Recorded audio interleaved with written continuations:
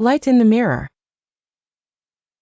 Clara was a gentle soul, someone you might pass on the street and not remember, yet her heart held the quiet ache of self-doubt.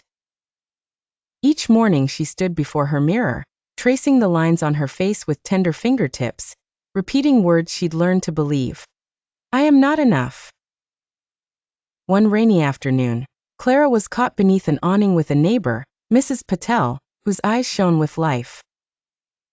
They exchanged stories.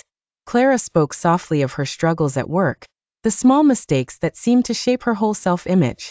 Mrs. Patel listened, then placed a gentle hand on Clara's arm. Did you know, Mrs. Patel said, the way you see yourself is like looking at a clouded mirror?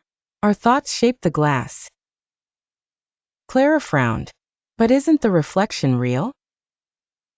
Mrs. Patel smiled. What if you polished the mirror with kinder thoughts? That evening, inspired by her neighbor's words, Clara made a simple change. Instead of repeating, I am not enough, she whispered, at first uncertainly but with growing conviction. I am learning. I deserve kindness. She started small.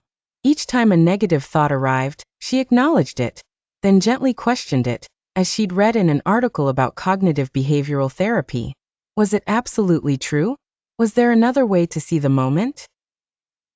She wrote down her thoughts, flipping each criticism into a statement of possibility.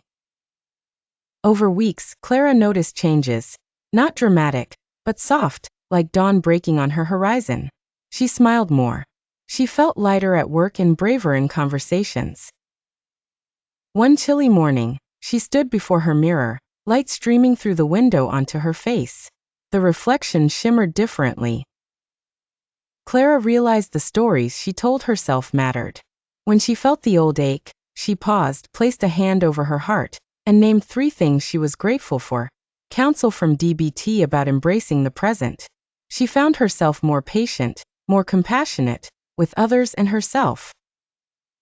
Months passed. The rainy awning became a memory, but Mrs. Patel's words endured. Clara began helping others reshape their thoughts. She reminded her friends and sometimes strangers that the mind's mirror could indeed sparkle, as long as one was willing to clean it with hope.